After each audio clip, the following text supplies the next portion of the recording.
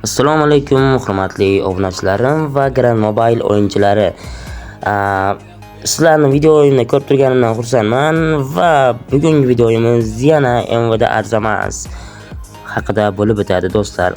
Bu videoda men MVD arzamasdaman, hozirda men 7 rangman va nima ishlar qila olaman, nima qilish kerak, hammasini bir boshdan o'rgatib o'taman endi qo'ldan kelgancha. Shuning uchun do'stlar videoni o'tkazib yubormang.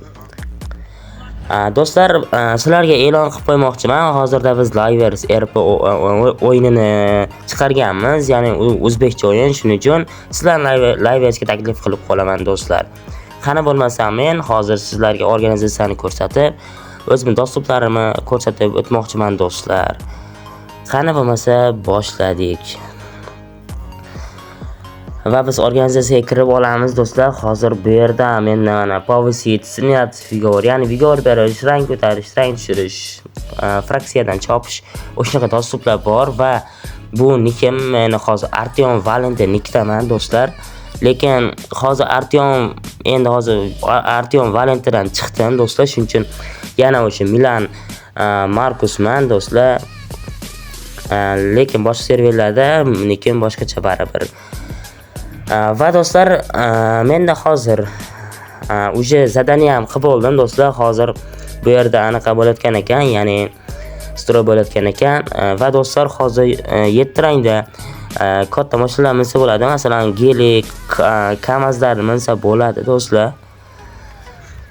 Va do'stlar, ko'pchilik yozadi, ishga oling, ko'rakansiz, o'yakansiz deb yozishadi. Do'stlar, men shuni e'lon qilib o'tmoqchiman.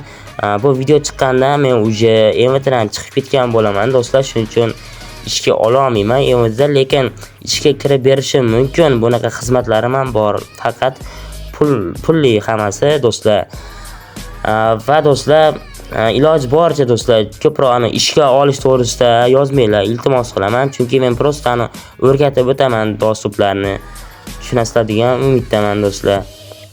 Va hozir bu yerda mana bomba zararsizlantirish do'stlar. Va do'stlar, men sizlarga tushuntirmoqchi bo'lib o'tgan narsalarim shulardan iborat edi.